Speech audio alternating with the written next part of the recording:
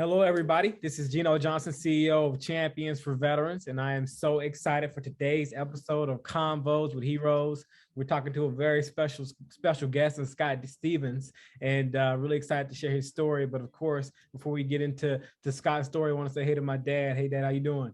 Hey, son, I'm doing great. Glad to be on here with another great American hero in Scott Stevens. So, I love can't it. wait to hear him. Yes, sir. Yes, sir. Same here. I'm pumped. I'm pumped and ready. So yeah, quick introductions to Scott. Scott, he's a veteran himself, served in a couple branches, and I'm sure he's going to share a lot of his story here. But Scott, man, so excited to have you on. You're doing a lot of amazing things, sir. How you doing today?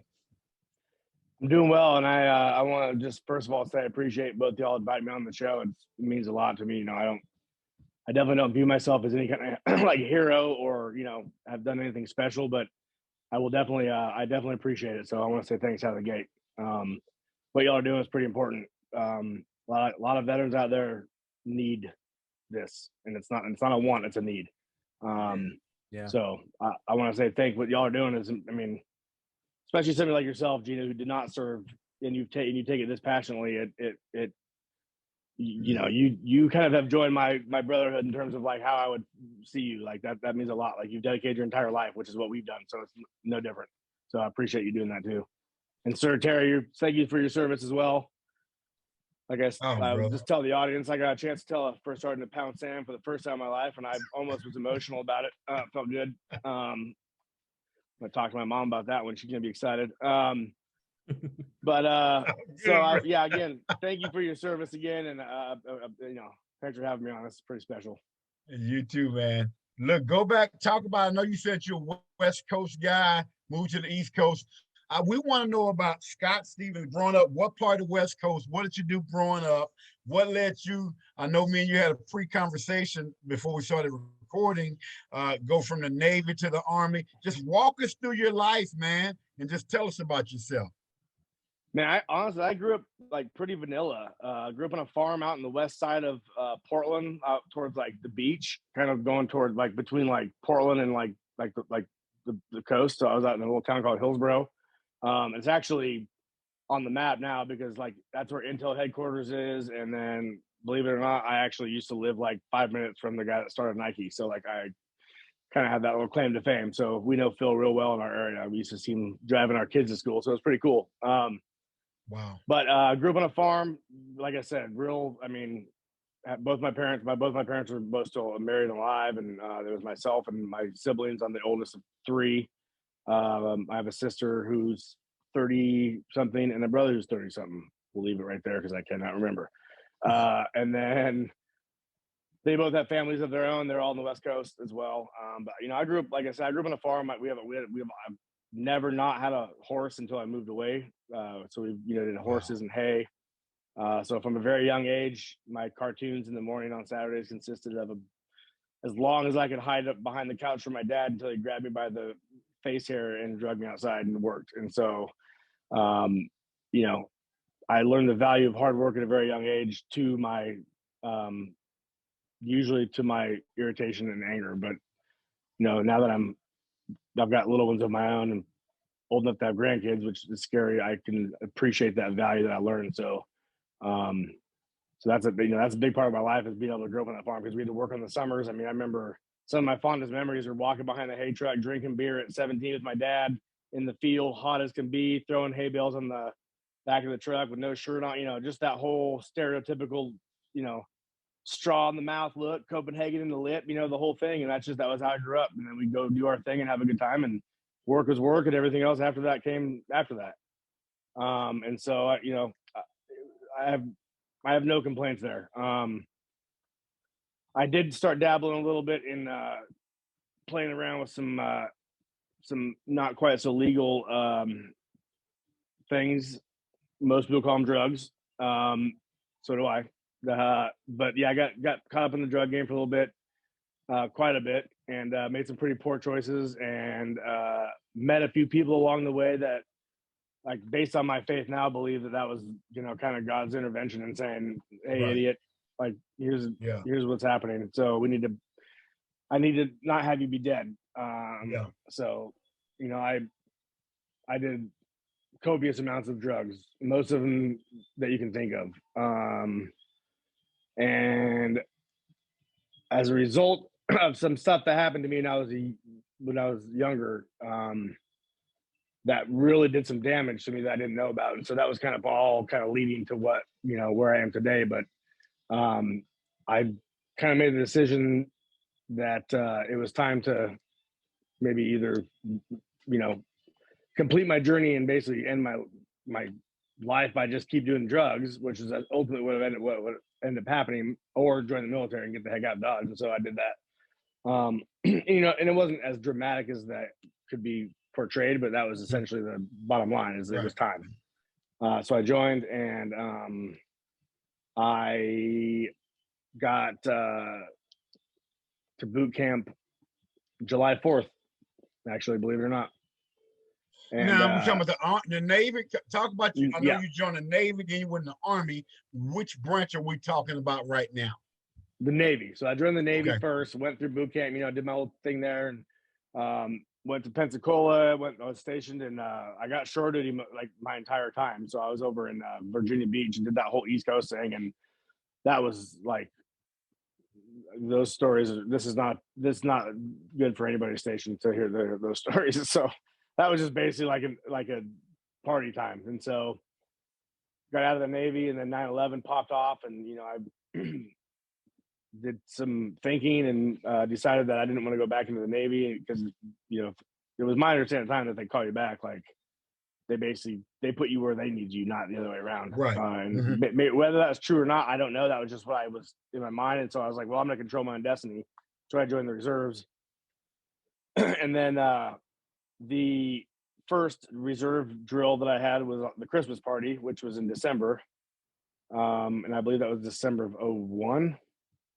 And I was prior military, so I didn't have to go back through boot camp or any of that stuff. So Christmas party, we're all hanging out, having a good time, and first sergeant gets up there and says, "Hey, blah blah blah, everybody having a good time. Oh, we got Title 10, and blah blah blah." And I was like, "Oh, great, that's cool. Whatever that means." Everybody's kind of cheering and hollering and stuff. And my wife's like, "What does that mean?" I was like, "I don't know, but it seems cool. I don't know."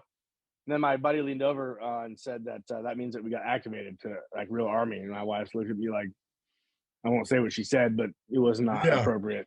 Because she basically was telling me the whole time, like, don't do it. And I was like, no, it's totally, I know way better. I know so much more than you. I'm way smarter, clearly. So watch this. So then January, I had to report to my duty station in Oregon, and then basically showed up to the first day, literally walking in the supply room, and because it was a small town, like I did know like a handful of guys that were already in there from like school, and like just it was like when I grew up, it was like 25,000 people. Like it wasn't a huge town at all. Sorry about that. Y'all there? Yeah. So let me ask you a question. The base that you were at in Oregon for National Guard, this is funny. I actually went there and did a training one time. In Salem? It was on the coast. All I remember, it was a National Guard place in Oregon, somewhere on the coast. And I went there. Probably Astoria. I've forgotten the name of the town. Okay, because this was I know where you went. You went to Camp Rylea, right on Seaside. It was like a big open. That's where you did all the mob gear. Yeah, it's like 30 years ago, 40 years ago. Yeah, that's crazy. That's where I went too. Yeah, I went there and actually was I was a drill sergeant, so I did some kind of training there for them for a few days, and it was nice. TDY, and all I knew was they said you're going to Oregon for 4 or 5 days TDY, and I flew out and went over there and did some training, man. And so when funny. people mentioned, they mentioned like, was it by the? And the only thing I remember was by the coast. So that's kind of where you went at one time. That's that was actually where they were like trained. Okay. So that was our training facility, which is exactly right. It's called Camp Rylea. But we moved out of our headquarters, which was out of Salem. And then so what we did was I showed up the first day and I went to the supply room, and again, I was prior Navy. This is my first time in the actual Army. They, essentially put my arms out. They're like, here's all your stuff. And I'm like, sea bags and uniforms and dress uniform. I mean, all the M4. And I'm like, oh, okay. So I went home, came back the next morning and to check in the duty. And dude, you don't want to talk about, bro, you talk about jacked up. Dude, the S sandwich. I don't know what kind of You know what I'm talking about. It was soup sandwich all day. I'm trying to figure out. My son is sitting there looking. I understand this, son. In basic training, all the military basic trainings, they teach you how to wear your uniform, put things on, do all that. I can't imagine Scott going from the Navy to the Army and get issued Army uniforms. Oh, you If can. And it's if funny. if I went in the Navy right now, I wouldn't even know the ranks. I wouldn't know how to put my uniform together. So when you mentioned you didn't have to go to basic training, of course, my mind went, okay, going from the Navy to the Army, I don't know why you didn't go to basic, because you learn all the basics in basic training, like how to put your uniform on. So that had to be, as they say, a goat rope. It had to be it was a goat rope beyond goat ropes. I mean, my beret was like a baseball cap. Basically, it was like I put like I was trying to roll a dang balloon down top of my head. My boots weren't even tucked in. They weren't nothing. And I walked in, and like to the next day, it was like record stop. And like, you know, who I know now, who I know I'm very close with, Sergeant Eagle.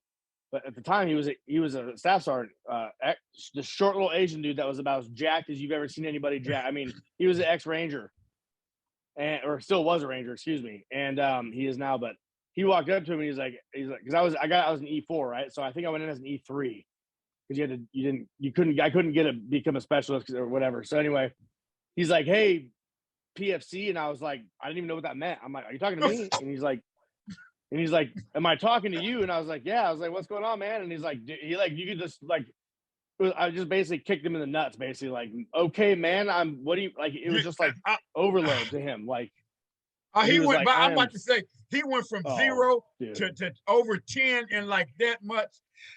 I mean, yeah, I mean, my God, man. They told me to smoke myself. I didn't know what that meant. Scott, I can't even imagine when you're telling the story. Of course, as a retired Army guy and a former drill sergeant, I'm listening to you.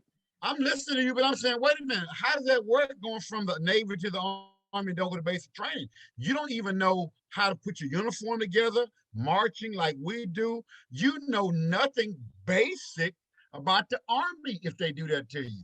I mean, to me, that had to be scary, man. How did you?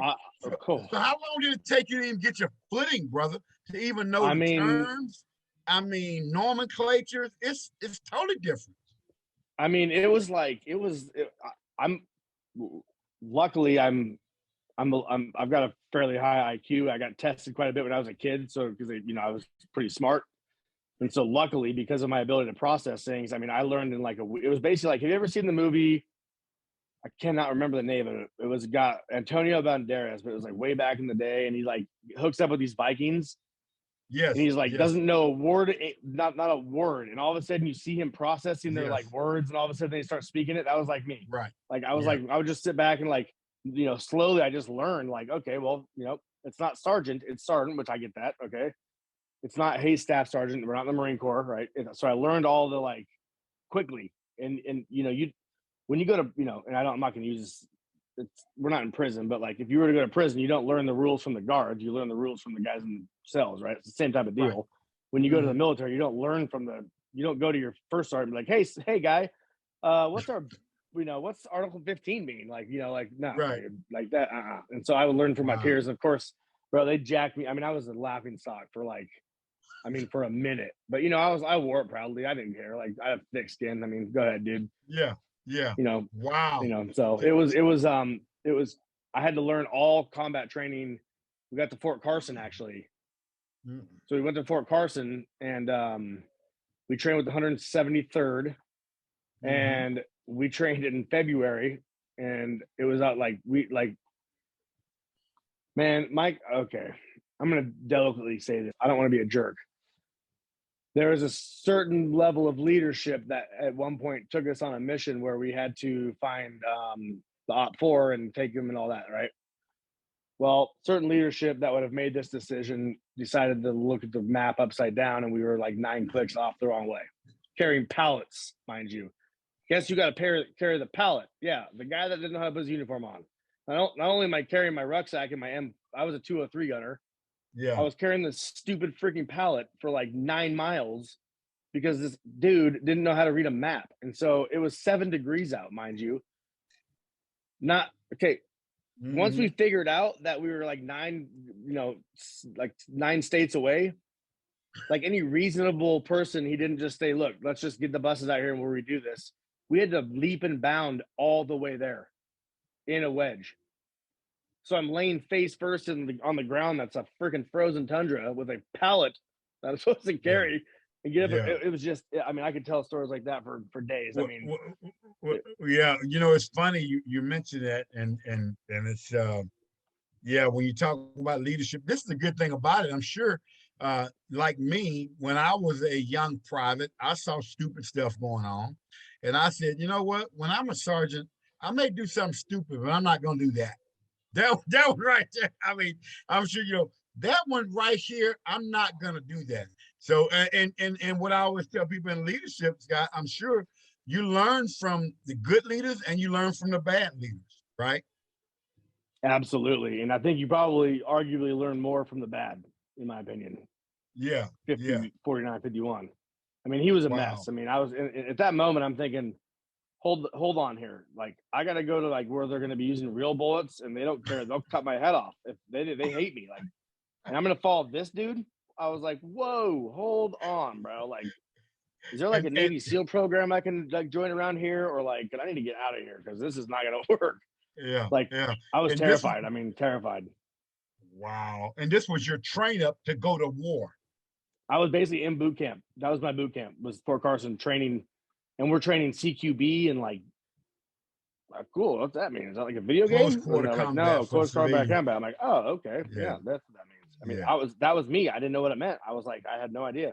I mean, yeah, I was yeah, learning as I went, yeah. like taking notes Wow. in the bus and like I mean, it was like, I had to get my little, could you imagine what they would do to a dude that walked around with a stupid reg book in their pocket and actually read it? Like, come on, nobody does that, except Yeah. for I did because that's why it looked stupid. So like, This is it, fascinating, man. I mean, really, you talk about people talk about the learning curve. I mean, you know, my youngest son is in the Navy, and you know, when we went to see him graduate from basic and went to see him become he's a naval officer. oh, cool.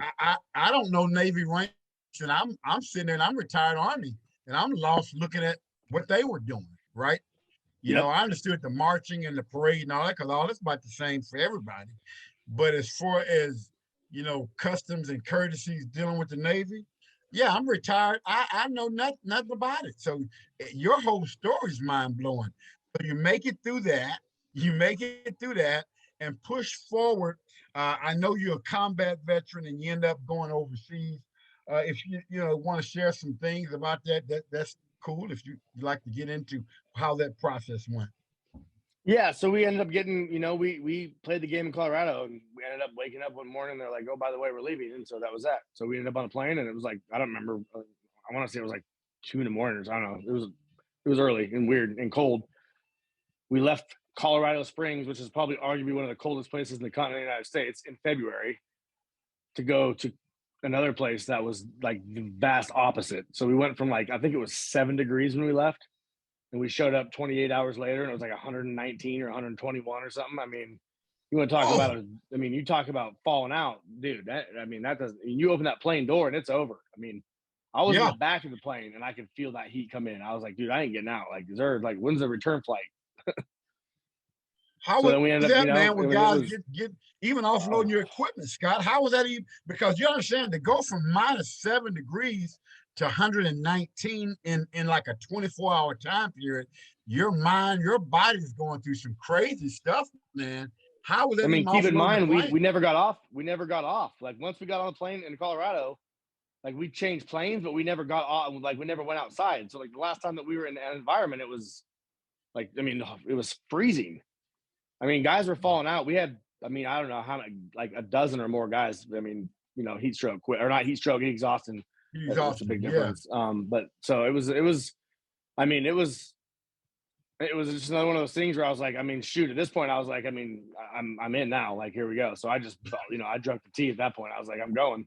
So I went, all in, and I just motored through. I mean, you don't have an Wow. option. I mean, you just have to Wow. suck it up. I mean, you want Yeah. to talk about hot? I mean, God bless America. It was like the Yeah. first couple of weeks was just, and we didn't have. So we got there, and because you got to. There's a there's a lot of processes involved with this Right. stuff, but you know, during our downtime, which I'm sure you're familiar with, and kind of getting the process started, we were, you know, just in some standby tents and, you know, canvas tent when it's 125 degrees out with no AC, it doesn't work. We, you know, slept on the floor for days because we didn't know what was going on. We didn't know where we were, you know, what was happening. And, you know, the toilet situation was just unbelievable. I mean, if Yeah. anybody's ever, you know, sat in a porta potty that 190 people are using every 5 minutes in 130-degree heat that just sits there. Yeah, I mean, Woo. that was like, I just didn't know what to do. I was just like, I can't, I'm like, what did I do? I'm like, is this actually what hell is? I'm like, did I die somewhere along the way? Cause like, this does Yeah. not seem Yeah. like normal. Like this is not Yeah. even habitable. But after Yeah. like about a week, I mean, you know, Yeah. walk around with my shirt off, trying to catch my tan, working out, you know, trying to just do it, you know, just got to get in. I mean, do what you best Yeah. you can. And I think, you know, listen to this story, man, when a lot of civilians hear this, when, you know, when the military talk, I always tell people, man, I'm living the American dream now. I get a chance to get up when I want. And if it's cold, I come back inside. You know, and I've been in Yeah. those Yep. situations too. I've been super hot and super cold with 20 Yep. years in the military. But a lot of civilians don't even, I mean, your stories, many vets can tell stories like that. And that's why we call it Convos with Heroes, man, because Mm-hmm. just even that 24, 28-hour time period, most people live their entire life and not experience that, man. So that it's a fascinating story, dude. So y'all got in process, and then you started, you know, of course, you know, you don't get into the missions, but y'all probably left that base and you went somewhere Mm-hmm. else and just did Yep. what you do in country, huh? Yeah. So we made it in we made it in country, and you know, I won't get into too many details on that side of it, Yeah, but like, you know, the thing that probably affected me the most and still to this day does is the exposure to the kids that I saw. And it was, I mean, it just rips your entire insides out to understand that like you're there and hopefully, you know, you're going to go home and yeah, that is their yeah, home. I mean, you're, there's that action, you know, there's war and there's killing going on in their front yard. And yeah, for people yeah, to, there is no way to comprehend that. There is no way to describe that somebody's going to understand it unless you're standing there. So I don't, you know, the yeah, smells and the dust in your nose and your eyes and your ear holes and in your under your. I mean, there's so many things that you just don't know that you just don't remember until you go through it, and then you remember all the yeah, small things when you just see those kids sitting there. And so, I mean, yeah, like I said, there's a lot of things that we did, a lot of missions that we went on, but the thing to me that I mean that really just did me in was the children. I mean, it was just it was yeah, very hard to deal with. yeah. I get But you, brother. we I did it. get We you. made it through, and we actually did well. Our unit made it through surprisingly well, considering we had very little support. And then we all made it home alive, and then I got out when I got back. But most of my friends went over, and we've since then lost a fair amount of guys, and you know it's turned into a Yeah, lot more tragedy. But we were very yeah, blessed to be able to make it back in one piece. And you know, this was all in 2002 when it was all starting. So like, you know, we didn't have a mhm, lot. There wasn't a lot of the IED stuff going on, and it's 20-year war. Like it's not even the same war. Like we weren't right. same war technically, but I don't. I mean, it was we didn't. We had sandbags in the bottom, like in the bottom of our like SUV or Yeah, our Humvees. Like I mean, yeah, so anyway, yeah. it was an experience Very that I'll different. absolutely never forget.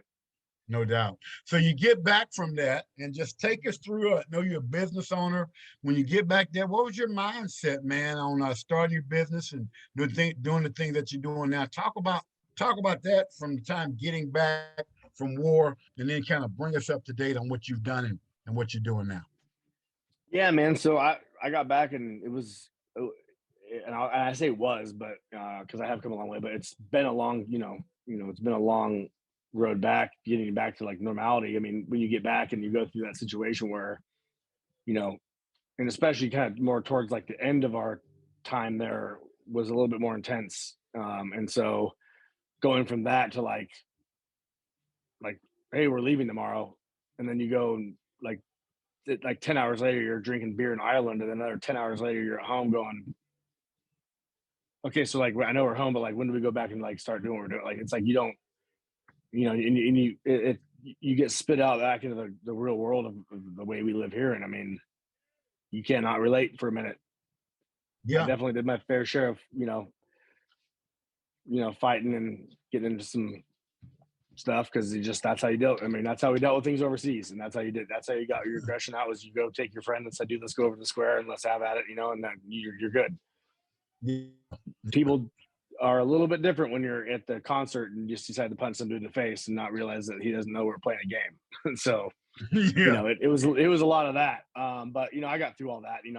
I was in my 20s, and so that was a lot of testosterone as well. So, but anyway, I've kind of always had that entrepreneurial spirit. I've always been in construction, working hard on the farm and that kind of stuff. And so I kind of took all that stuff and culminated it into just working on my construction career, and got my general contractor's license. And I've had some business partners along the way, one of which was actually an RV buddy of mine, and that actually ended up kind of going south. And that was at my own fault. And I'll admit it to whoever's listening. I mean, I've made some poor mistakes and poor decisions along the way, and have finally gotten to a place where I'm starting to learn to like listen to, and I'll just tell I'm a Christian and I believe in, certain spiritual stuff. And so I believe that God's voice is finally starting to ring a little bit louder than what it used to. And I'm acknowledging that more as I grow older. And, and so I've kind of taken the entrepreneurial spirit, and my wife and I owned a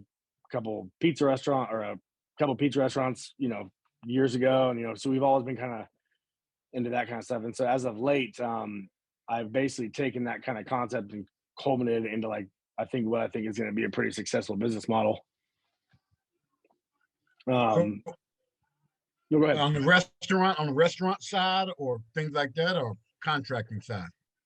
No, so basically what it is because I'm an artist, and I've realized that like music and art is like kind of a good way for me to release like my like certain demons inside and that I'm trying to beat. And so I'm also more of an entrepreneur and a networker than I am a contractor. And so what I've done is basically taken the concept of like those BNI, I think it's like BNI and like another, a lot of these other like networking, like, you would meet like in the morning, like at a restaurant, everybody has their little business cards out, and everybody goes about their business, right? So like that concept, but then like practically applying it. So it's actually like that's what you're actually doing, instead of just meeting and then saying, in 6 months, here's a doghouse that somebody wants you to build. Like that's not, And so basically what that is like, I have a hub company called the Rowan Group, which coincidentally is named after my grandfather's boat. He was in the Navy as well, and he was on the USS Rowan 782. And so I named the company after his boat. I got hearing aids in. Say what the name of your company again, so we can get that. Yeah, it's called the Rowan, ROWAN, the Rowan Group. And that's actually named after my grandfather's boat. When he was in the Navy, he was on the Rowan 782, the second one. The first one actually sunk. And so that's the name of the hub company. And so what the hub company basically does is it owns, 20% of a bunch of other businesses that kind of all play nicely with each other. So I have my general contractor's license. I have a contracting business as one leg. I have like a dump trailer and that kind of stuff. So we have like junk pickup and that kind of thing, like debris removal and demo. I have that company. I've got an architectural firm. And so we're basically what it is. It's like an incubator. So like I don't want to run a single business anymore. That's just not that's not who I was designed to do or be. People are way better at doing that than I am, honestly. I'm good at getting it going and then going to the next thing. And so what I'm trying to create is people that are passionate about certain things, which I've got people in place now, and it's really starting to pick off the ground, where everybody can look inward instead of outward and say, hey, I got something that needs to be done. Whatever example you can come up with. Oh, I have an architecture that works for us too. Okay, well, so you basically are creating a community inside of it, kind of a self-sustaining community, and not like in a, wanderlust cultish way, but more of just a practical way of like, there is actually a sense of community that I think needs to be like addressed. People take it, people always do things in extreme and excess, right? And I think is, from my perspective and the way I look at life is like everything's gray. Like there is no like hard left or hard right answer to anything, in my opinion, other than the fact that we can all agree that like a door is a door and a tree is a tree, but like we don't need to talk about that. That's right. So everything kind of lives in the gray. And so I think that like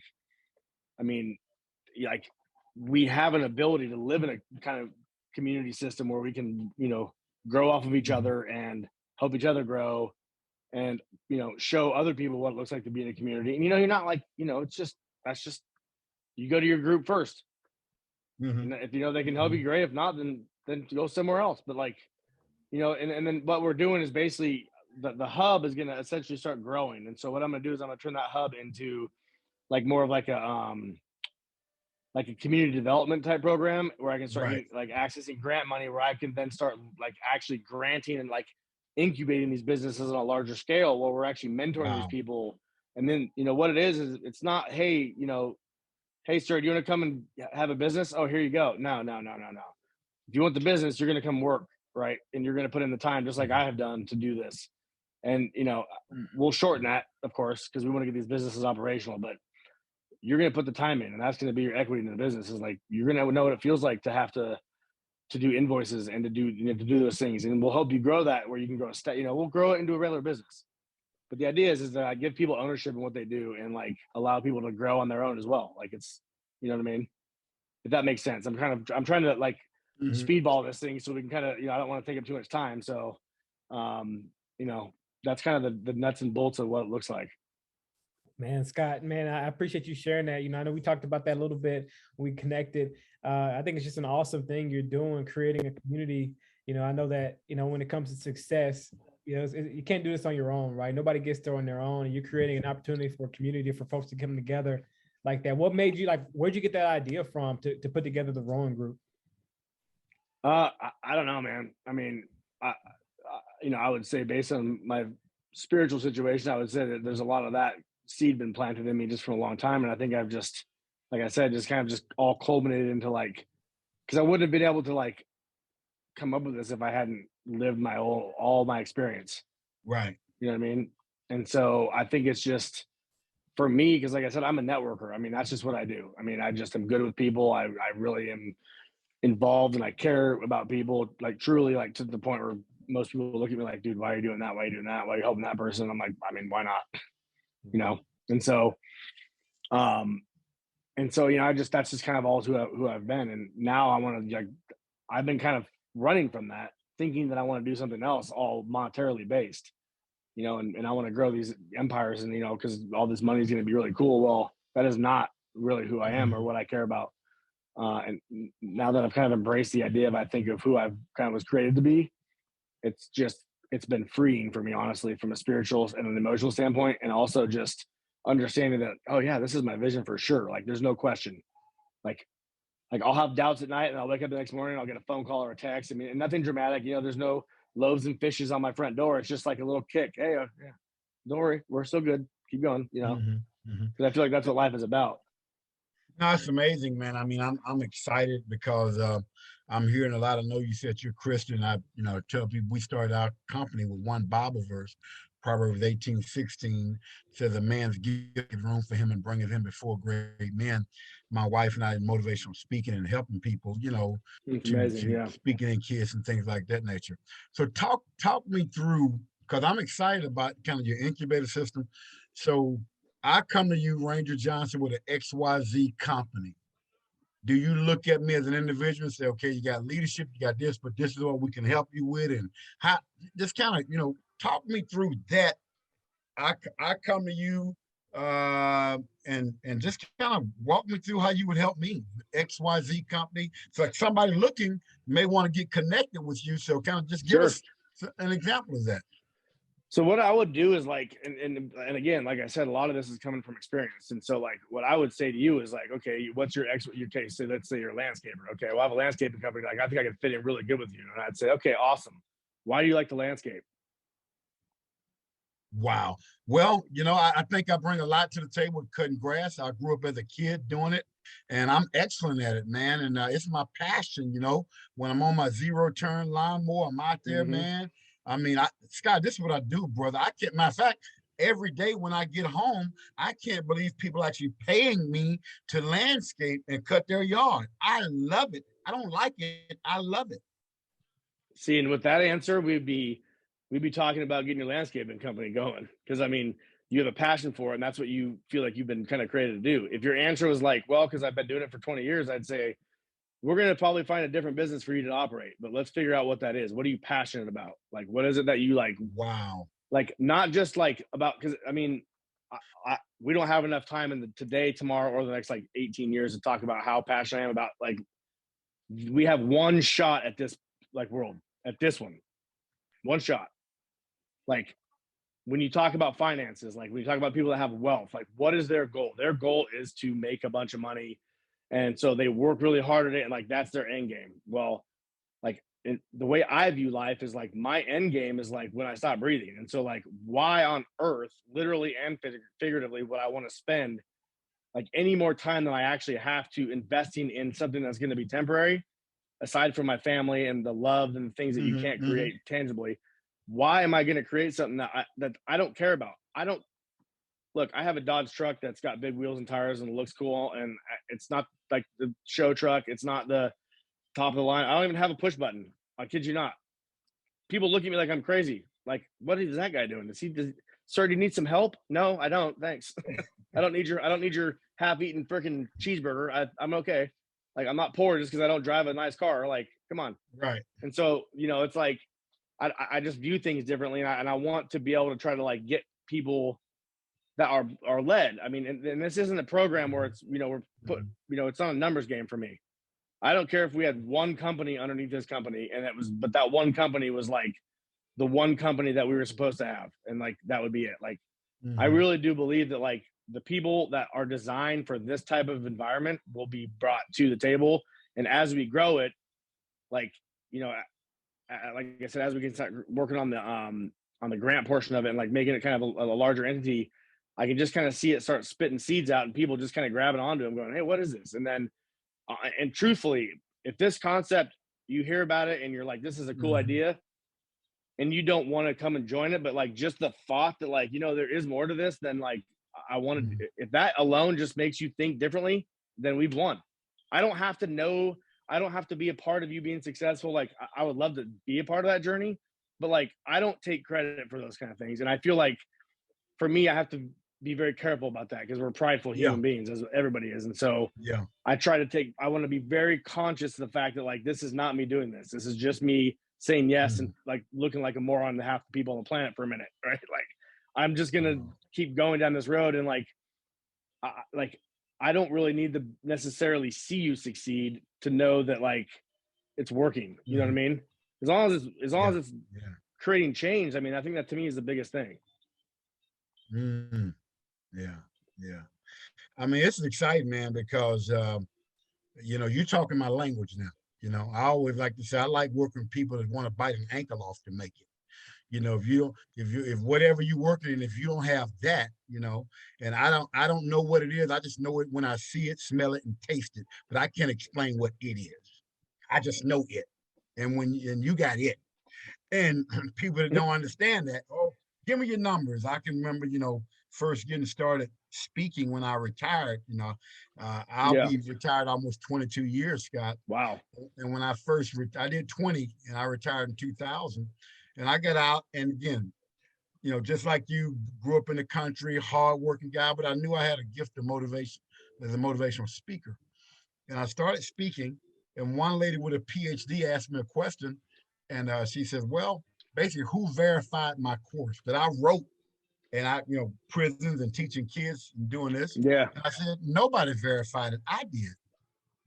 Like, I got to get somebody else to verify that I can go there and talk to these kids and help them. So right. it was almost like a joke, like, oh, someone, because I don't have a PhD, someone has got to verify this is good. No, I'm telling you it's good stuff. And if you give me an opportunity to come here, you're going to see that. And she ended up being a nice lady. I ended up getting a contract to speak at that school. But I was like, I'm going to come in and motivate these boys to be better men and things of that nature. And I don't need anybody to verify my program. I'm telling you it's going to happen because look at my life. And, and I can tell you're that kind of guy. You go talk to me like, this is what it is. And yeah, no question. Look, can you talk about some of the success stories you had, man? And you don't have to give names, but maybe people you work with, and maybe they came in one way, and after working with you, they became successful doing something or saw their business differently. Can you talk about that? Yeah, so I've got a couple guys that I don't know. I mean, we're still pretty new, so we haven't launched like a wide net. So I don't have, to be honest with you, I don't have a matrix in terms of like that. But what I can say is, in this process, there's been a couple different people that I've talked to and that I've been working with. And again, I don't want to bring their names until, Yeah, you no, know, please don't. of Yeah. course, of course. But they've like recognized that it's not a BS speech, and that it's actually like something that it's real, and it's not. I don't know how to describe it, because people get very tentative when you start talking about this kind of subject, because it seems like achievable happiness is so far away that like it just doesn't make sense. Like you can't just do Mhm. that. You know, it's like, Mhm. yes, you can. And Mhm. so I've seen a couple of people that I've been working with kind of come to that conclusion. And like I've seen now their focus change, and now they're like, one of them is working on like putting together like a hospice in-home care like program. And then the other one is actually like working on getting like clean, Yeah. and then recognizing that that needs to happen. And so that to me is just the biggest thing. And so um, I've, from a business standpoint, the connections that we've made in the last 6 months have been monumental, because I'm a service connected disabled owned business. Right. My partner is African American owned business, and so we've combined those, and now we have access to the SAM. The other part of this program is we have access to the SAM portal, which is the governmental contract portal, and that's actually what we're working with. Is because from a business, and I mean, you know, I talk a lot about things that maybe sound hippie to people, but I also do know some things about business, and so I do know that everything is cyclical. There's not been one business model that hasn't been, and so what we're trying to do as a team, and we're spread out between here, West Georgia, and Louisiana and Florida. And so that's going to dry up eventually in construction. Eventually, something's going to go, it's going to stop. What doesn't dry up is municipality and infrastructure money. And so we've gotten certified. We're doing, and this is very exciting for us, is we're doing our first, which is the SAH program. And so it's the adaptive housing program through the veterans program. And we're actually the approved vendor now. So we're doing our first one. And I wish I could give a shout out to him, but I don't want to, you know, unless he gives me permission, I'll do it later. But he's like the first one here. And so we're doing this, like we're turning his bathroom into like a, you know, wheelchair accessible. And like, so we're starting to get into these government programs that like we have access to, that we're working on. And then we actually are working on some utility contracts in North Carolina, Mississippi, and Florida to do some underground stuff. Oh shoot, sorry about that. You there? Mhm. And Yeah. so we're working on some underground, you know, power distribution stuff. And so, you know, we're turning this into, from a business standpoint, we have a lot of really good business opportunities in front of us as well. And so it's just such a perfect example of like what did you do? Nothing. How have you done this? I haven't. Like, I mean, I don't know these people that are offering these contracts. Like, I don't have it. I mean, it's just a matter of like, I wake up every morning, I get out of bed, knowing that I don't have any answers to any of my issues that I'm worried about. I stop worrying about them. I put my shoes on. I go You downstairs just and walking by I faith. crack a joke. I Sound mean, like you just walking by faith and putting it out there, and dude, I get out you of the know, boat every morning. yeah, yeah. You know, it's amazing. You just brought up a couple of things that I am familiar with as a service disabled vet. As a matter of fact, I just had one of my bathrooms in my home redone by a contractor with Oh, that's cool. through a HISA grant. Yep. And the VA came in and redid one of my bathrooms. Man, the contractor did a phenomenal job. That bathroom looks like some from a top end hotel. Man, thick glass, Nice. walk-in shower. He did a Yep. phenomenal job. And Have to get his info. that is phenomenal, man. He's here in Louisiana, and I mean he goes around. He's connected with the VA here, Yep. and I have my son get you his information Yeah, after absolutely. I'm also going to expand like that. after the call, because he does contracting, but you know it's amazing, because matter of fact, my son get your information to me. I'm going to talk to him tomorrow, because I'll be seeing Yeah. him at my house tomorrow for some Oh, stuff. perfect. Yeah, And absolutely. I That'd got be to great physically talk contact. to him tomorrow anyway. Yeah. But See that I want to interject real quick. Yeah. Right here is you're seeing it happen in real life. Now, Yeah. this is going to turn into a conversation tomorrow. You and I will probably talk, and I'll probably talk to your contractor. And if I'm not mistaken, eventually we'll end up doing something down the road, and we'll look back at this and I can say, there you go, there's the answer. We did nothing. It just popped up. Yeah. Yeah. Yeah. Yeah. Yeah. Because he's a good dude. You're a good dude, man. And he'll be here tomorrow looking at some work here at my house. But that grant and what you do for veterans, I want to tell people that are not familiar with it, it's incredible because you know, I mean, I'm a guy with a jacked up back and falling and get out my shower, and I go to VA and tell them my issues, and they say, hey man, we got a grant that you can get. The lip on my shower now is like 1.5 inches high and open. They move the tub, and it's phenomenal because of a guy like you doing that. So I'm on the other end of a guy that's getting those services from you know, people that do what you do. And I can tell you right now, man, it is phenomenal. And That's great to hear. being able to get in that program, uh, I mean, I sound like my old granddaddy. When I go walk by that shower, I'll be like, "Oh my God, look at that shower, boy!" I mean, every day when I walk past it, yeah, you know, I smile. I'm thinking, man, this thing is awesome, right? So you're changing lives, man. So as you go through that program now, you know what's next? I know you talked a lot about the business development, things like that. You know, what are you looking at? What are you looking at next beyond that? So once I get this thing kind of launched, like I said, I want to get it going and have somebody else, come in and, kind of run the manage the day-to-day stuff. My goal is I have a program called Regiment that I've been trying to launch, kind of launching slowly over the last couple of years, REGIMEN. And it's basically a military / outdoor /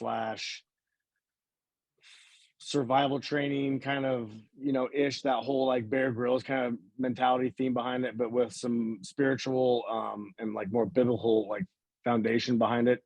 Right, It's, right. it's not a church organization because I'm being very specific with the way I want to make sure I'm marketing Right. this.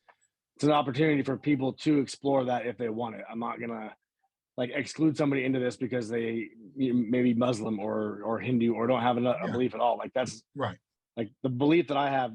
The guy that I follow around never would have excluded anybody just because they believe it. In fact, he constantly did the opposite of that. And so everybody's welcome, but so we're going to offer a program, and only because I am of that faith that we'll go down that Right. road. So people want to Yeah. explore it, great. If not, we'll have other programs as well. And so that's really what my passion is going to be. Mm-hmm. Mm-hmm. Wow. Fantastic. I'll let my son jump in on that, but that's great, man. Yeah, man. I think the regiment idea is really awesome. But what would that entail if you don't mind sharing, just for people who may be interested in something like that? I mean, so basically it's it's going to start out as like a weekend, and then it's going to start turn into like where you kind of have like in um we had a term called battle buddy when I was in the army, and so I kind of want to kind of use that kind of same like mentality of like there's a reason why they did that in the army. It was so you could stay alive, right? And so like you had somebody that would like have your back and have your six or whatever you call it in the army, right? So and so I don't think that changes when you get out. It just looks different. Like nobody's shooting at you. They just are, trying to take your job, or, it's a pretty nice looking little lady walking down the street when you shouldn't be looking at her, or what, all us men know exactly what I'm talking about. And so it's always nice to have that person next to you to say, or, hey, dude, pick yourself up, or, hey, good job, or whatever it is. Like, so just to be able to have a group of guys that you can count on, because I mean, we're failing as a whole, and I think just together we need to do better. And I mean, I'm not talking about y'all, I'm talking about us. I mean, Yeah, in general, I failed absolutely. in my marriage, I failed in a lot of things, and I want to the only way for people to understand like what like transparency looks like is to just be transparent. And like it's gonna suck for me, to be honest with you, to share some things that I'll share down the road, but as I grow this and get more comfortable. But it is what it is. I mean, I Yeah, would rather yeah, try to be open and show people what it feels like to be open, because there's a lot of guys out there, and there's a lot of guys out there that have pain, that have been sexually traumatized, or have things and thoughts that they've been trying to hide for 40 years, and that don't, you create a completely different human being for any amount of time, and in order to try to chip away at that, you have to be able to fall backwards at some point and just say, I can't do this. Somebody help me. And Yeah. I believe that we have the spiritual guidance of our Heavenly Father, but we all, if that's all we needed, there'd only be one of us on planet Earth. You know, there's way more of us than that. And so we all need each other. That's why he talks about being community based. And it's not about religion, it's about the church and about a spiritual connection. And so that's what I want to do, is be able to like, look, dude, you screwed up. I'm not going to condone it, but let's figure out how we're going to grow this out together. You know, like something happened to your kid, like, let's figure out, okay, we've got counseling sessions at this program that can help with people that have been set, you know, we have another group over here that they'll help, and they have, you know, with this, you know, what, you killed a bunch of people in Iraq. We've got people that can help you with that. You know, we're whatever it is, like, because my belief system says that, you know, all of the things that we've done, all of our transgressions, just they all go into a bag and they look the same to the Creator. And so, like, our Heavenly Father doesn't look at the things that we've done differently, we do. And so, like, and I mean that from a within reason, of course. I mean, I'm talking from a regular, you know, of course, there's things that you can do that aren't. He looks differently, but my point is like we have to be able to look through people's transgressions and then say, instead of saying like, you did that, so many, you know, why'd you do that? Why'd you do that? That just it's not helpful, or doesn't create growth. And so that's what I'm trying to do, is create a system where we can all tell the truth, get the things out there that are in our darkness, and then we grow together. Because if we have all of our stuff that's out there on the table, who's going to use what against you? What do you have? No, it's incredible, because, you know, when we're in the military, I tell people all the time, Scott, I never missed laying by a pine tree freezing in Savannah, Georgia, in the Ranger Battalion. Never. I never one day woke up and go, wow, I wish I could go back to Dahlonega, Georgia, and crawling up those mountains in Ranger School. That was refreshing. That was refreshing. No, not one day have I ever wanted to go back and do it again. But what do I miss? What did I miss? Hanging out with my buddies, camaraderie, connection, right? And so, you know, like when my son came up with this idea of doing these programs to help vets and said we could meet some more people worldwide, we really have. And my wife has even told me I'm better, you know, I'm getting better, you know. That's awesome. I mean, that's to guys every day. And, you know, it gives me a mission. I mean, with COVID, the prison ministry that I've done for over 20 years, that got stopped. And going into the schools, physically speaking to kids, I've only been able to go one time in 2 years. And so the things that I was doing on a regular basis, that ended up shutting down. And talking to veterans every day now is really, I mean, an outlet for me also. And listening to your story. And so, man, I'm loving the conversation, because you bring so much value, but you're telling the truth, man. I mean, if we don't sit here and communicate with each other, you know, we're losing, you know, as the numbers state, 22 vets a day with suicide. And these conversations, you never know who's gonna listen to, you know, Scott Stevens on this podcast and go, wow, you're right, brother. I do have something to live for. So that's powerful. I mean, and that's what it's all about. And I mean, believe me, I've been to the brink. I mean, I think we all that have served have had, you know, I'm not going to say all, because that's presumptive, but I would say a very large majority of people that have served at one point or another have thought about starting their rifle. And we talk about it and we joke about it when you're in Army, but it's not a joke.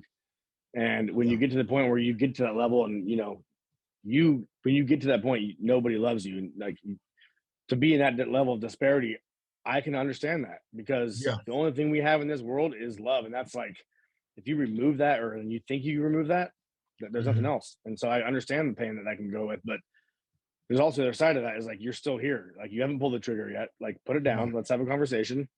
Look, come on. You did what? Oh, great. Well, guess what? Here's what I've done. You want to hear a story about what I did to this? You want to hear what I've done here? We can trade stories all day long. That doesn't mean anything. What means, like, what is important is like right now. Yeah. You know what I'm saying? Like, sin and it's like smoke. It's here and then it's gone. Yeah. Like, you have to be able to forgive yourself and move forward. And that's hard for people to do, man. That's the key, you know, that's the key, forgiving yourself and walking in, I mean, forgiving yourself. And man, this is, man, you brother, you know, you preaching today, and I mean that in a good way. You preaching Yeah, I today, appreciate man. that. I'm trying not to Because because I try not to get that way, but I appreciate that. no, brother, we all need, listen, brother, we all need encouragement. Okay. You show me somebody that does not need encouragement, and I'll show you somebody that's dead already. There's not a human Amen to being that. Shoot. walking on the planet that don't need somebody to say, hey, brother, you got it. We got it. And it's and look, man, when I walked away from the military after 20 years and I retired at 37, my wife will tell you my first 2 years out, I was a basket case. And Can imagine. I didn't think I was going to be a basket case. And I was a basket case for a lot of reasons. For 20 years, I'd done one thing and put a uniform on every day. And I had my retirement service on Friday, and Monday, I didn't know what to do with myself. I'll And bet I was not. retired. And it was real. That was real. I mean, and you were that what, was 30 real. something? Yeah, I was 37. I mean, when imagine retired. being 37 years old and essentially at the end of your life. Because when people retire from a psychological standpoint, you're like your dad's age, right? And all of a sudden you're like, well, now what am I going to do? Dude, 37 is nothing. Like, Yeah. I mean, that's a very deep pool to swim in, especially Oh, when there's no yeah. water in it and it's very echoey. You know what I mean? And, It's yeah. And I had to figure it out, man. And I had to get another mission. And that was, ended up being, prison ministry and talking to kids that's in crazy. school. That's huge. And that gave me a mission. It's not, see, when I listen to Scott Stevens, I don't hear a businessman. I hear a man on a mission. It's different, That's the truth. brother. You understand? I mean, I know you're a business guy. I get all that. You make it. That ain't what I'm talking about, dude. Yeah. You're a man on a mission. What do you say about that? Man, there's no question about it. And if you ask people to describe me that know me that are kind of close to me, they're usually it's pit bull or can you slow down for 5 seconds or like, dude, chill out. Like, let's slow down. Like, I mean, it's always like, because that's just, how I think. And I am on a mission. I don't care about the business side of it in terms of like, it's hard to say that because I am passionate about it, but I don't care about it. Meaning like, I care about you. You're a brother in the military, you're a human being, brother in God. Like, I care about you. I don't care about business. I don't like think about business and want to like, how can I help you business? That doesn't make any sense. I am passionate about helping other people, but the business side of it, look, money comes and goes. Like, you can light a dollar bill on fire and it literally doesn't change any bit of my, like, I will just walk and continue down my path. It doesn't, in other words, I mean? So that's just my thing. how much you care how much you know until they know how much you care. And Exactly. that passion and drive that I feel in you, brother. I'm gonna tell you something. What lights people on fire, man? I heard an old salesman say this. He said, when you get on fire, people come from miles around to watch you burn. Right? I mean, it's true. And he was a country boy from Oklahoma. He said, on fire. It was one word, on fire. One word, on fire. On fire, yeah. On fire. It was one word. Like you even understand. Well, yeah. Yeah, on fire, right? Yeah. And you're on fire, man. I mean, I love the passion, brother. I love it. Man, just give me some more about just this journey, man, to maybe even some mentors that help you. And then I'll turn it over to my son, because right now you got so much knowledge and depth. And listening to you, I know you mentor people. I can tell you do. But there had to be somebody or several people that mentored you along the way. A lot of that goes, like my dad has been a big part of that because he's been, so he's like, he's like, I mean, when I say the opposite of me, I mean, he is the opposite of me. I mean, he was an analyst for 40 something years at one company. I mean, do I look like a person that would analyze anything for more than 5 minutes at any one company for 5 minutes? No. So he's the opposite of me, but obviously he's my dad, so he knows me. And he ruled with a pretty big hammer when I was a kid, and I appreciate that. And that was what helped me today. And but he's since then learned to like let go of the reins a little bit and kind of let me make my own mistakes, pay for my mistakes, and then be there to lift me, to help me up, to keep moving down the road.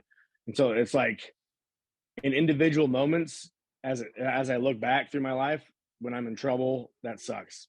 I do not want to be grounded. I want to use my phone. I didn't have cell phones when I was a kid, but I mean, I want to be able to stretch the phone cord in my room 35 feet so I can hold a little button and talk on it. Right? Mom, get off the phone.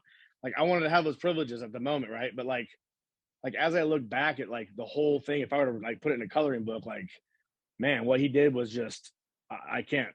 That's just it's I can't thank him enough, because to be able to have that discipline, even though sometimes I don't adhere to that discipline, I have it and I know what I'm doing wrong. And I think that's a big thing, is being able to recognize and self-regulate as well. So, so he's been always kind of my bumper on the backside, kind of like, look, dude, you're an idiot. Go this way. Nope. After the third time, yes, okay, fine, I'll go this way. So he lets me make my mistakes. And then there's been a lot of people along the way that have just like, there's been a lot of people, honestly. That, I don't want to start naming, because like I don't want to leave anybody out. Yeah, man. But like each person that I've kind of run through, and and honestly, it's like I've burned a lot of people along my way too. Not intentionally, but just as a result of not being who I was, genuine to who I was, and a lot of these different factors, it created havoc. And I actually learned probably more from the people that I have done wrong to than I have anything else, because like it gave me an opportunity to be able to learn how to be empathetic through the lens of being angry and being defensive. And when you're in that position, you have to be able to be humble. And I think when you take away all the information that I'm giving you, I think that the bottom line of this story is all the people that I've come across, all the people that I've learned from, everybody I've witnessed from and just observed, I have learned that humility is the only thing I think that is, let me rephrase that. Humility is probably the biggest thing to focus on and understand how important it really is. Because ego is and you know how it is as a man, our egos will just wreak havoc. And so I think that's the bottom line, is learning humility. Wow. I guess if I had to sum it up into kind of one phrase. No, that's good stuff, brother. Beautiful. I appreciate that. And I'm an alpha male all day. I grew up in that. Both my grandfathers were alphas. My dad was an alpha. All my men in my family are alpha males. We take care of your mom and your kids. And, and so for me to be humble, it's very difficult. I want to be able to say either I did that or I can take care of it. Yeah. And for me to sit back and throw my hands in the air and not do anything, I was sitting on the couch today going, I need to be doing something right now. But it's nope, I'm doing what I need to be doing. Just do it. Just chill. You know what I mean? It's just so, yeah, man. Wow, man. Humility is so huge, man. And you're not the first person to share that. I know you talked about the pride that we can have. I think, the thing about humility is it's not necessarily thinking less of yourself, but, I think it's a quote from C.S. Lewis. It's not thinking less of yourself, but thinking of yourself less. And, I think you've shown that, Scott, just you're thinking about people, you're thinking about others, you're putting together a community of people to come together to really build those relationships, to help each other, man. And so, I see so much humility in what you shared and what you're doing with your life. So, man, I appreciate what you're doing, brother. I appreciate that, man. Thank you. That's very kind of you to say. Yeah, absolutely, man. It's truth, man. It's all truth. And this has been such a great interview. I appreciate everything you've sharing your story. One thing we always like to in our Combos of Heroes podcast on is just this one last question. And it's really all about legacy. When it's all said and done, what do you want to be remembered for? What kind of legacy and impact do you want to make on this world? Man, I was actually just the question's funny, because I was actually sitting in my truck in prayer today, and I said in prayer that I don't want to be known on this planet for anything. I truly believe that where I want to make an impact is the next level of where I'm going. And so the things that I do here, I want to reflect positively at my next stage and travel in my life when this body ends and I move on to heaven. And I don't know what that looks like, but I know that's where we're, based on what I believe, that's where I'm headed. And so I want to make sure that the things I'm doing here are indicative of the way that we should be acting, and so that they can be talked about on that side of the coin. And then to add to that, if I believe that because of that way of life and that way of thinking, the legacy you ultimately end up living here is how to be humble and how to be selfless and how to live for other people. If you live for somebody else, somebody's gonna be living for you. You know what I mean? Wow. And so I think that's a legacy, is just put yourself away for a minute. You are going to be fine. They did it. I'll add this, and this is kind of a great example of, they did an experiment, or I don't know if it was an actual experiment, but it was a stated experiment of, they took everybody in a classroom and they wrote a bunch of names down on a piece of paper, and they threw them all in the hallway, the whole school. And they said, all right, everybody go look for your name. then I think the statistic states that nobody either found their name, or if they did, it took 6 hours. Now they said, go find somebody else's name and go give it to them. And within like an hour and a half, the entire school had their name. So it's like, if you just understand that you are not in control, and if you just look to somebody else and help them, you have no idea what's behind you. You just don't. So that's it. Wow. Smoke, brother. Man. Wow. Scott, man, Yes, I know you said early on in this interview that you don't see yourself as a hero. What I would say is, you know, heroes look out for other people, look out for themselves. And you definitely are embodying that. And I appreciate you inspiring our listeners with that motivation and encouragement, sir. So, man, I appreciate that.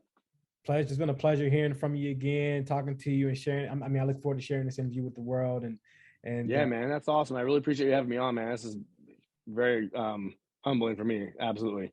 Awesome, Scott, man. It's a pleasure. It's a pleasure, sir. So with that, I'll go ahead and pass it over to my dad to end the interview today.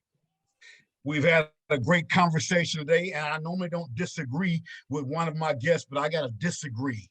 Scott Stevens is actually a hero. Oh, so man. When I say convos with heroes, you're looking at one, a great American hero and combat vet. So I got to finish the call right now. This is Ranger Johnson telling you to stay in the fight.